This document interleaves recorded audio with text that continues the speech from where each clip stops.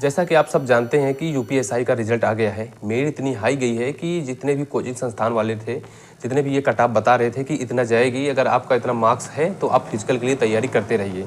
इतनी हाई गई है मेरिट इसकी कि कोई भी कोचिंग संस्थान अंदाज़ा नहीं लगा सकता था। इतना हाई गया है, बताइए 155 के 160 क्वेश्चन में से 155 मेरिट गई है, इतना हाई चला गया है। और एक बात और सुनने में आया था कि कुछ स्टूडेंट जो पेपर देकर निकले थे तो वो कह रहे थे कि पेपर बहुत सरल आया है। तो मुझे उन जितने भी लोग कह रहे थे कि सरल आया है, मुझे उन लोगों को कहीं से भी दिख नहीं रहा है कि सिलेक्शन हुआ है। और सभी जितने स्टूडेंट हैं और कई जो कोचिंग संस्थान है और जो टीचर है वो लोग कह रहे हैं कि स्कोर कार्ड जारी किया जाए, जिससे पता चल सके कि कौन सा बच्चा कितना नंबर पाया हुआ है, किन्हें कितना नॉर्मलाइजेशन मिला है, तो ये सब कुछ पता चल सके। मेरा एक कहना ये है कि जो अभी होमगार्ड का पेपर हुआ था जिसमें 100 क्वेश्चन का जीएस क्वेश्चन आया था, उससे कहीं मतलब समझ लीजिए सरल तो एसआई में आया था। अब आप समझिए कि एसआई का पोस्ट यूपीएसआई का इसमें दे दिए हैं। अच्छा हाँ, और होमगार्ड का हम लोग उसमें दे दिए। अच्छा कितना देगा?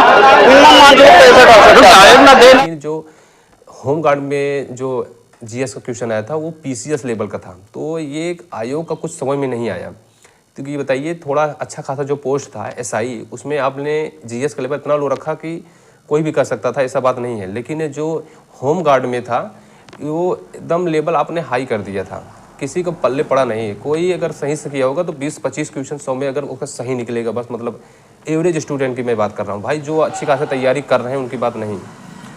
तो क्या होता है पता नहीं, लेकिन होम गार्ड के लिए आपने पेपर बहुत टफ बनाया था, लेकिन जिस हिसाब से वो पोस्ट थी उसके लायक वो पेपर नहीं था, क्योंकि पेपर आपने बहुत टफ बनाया था।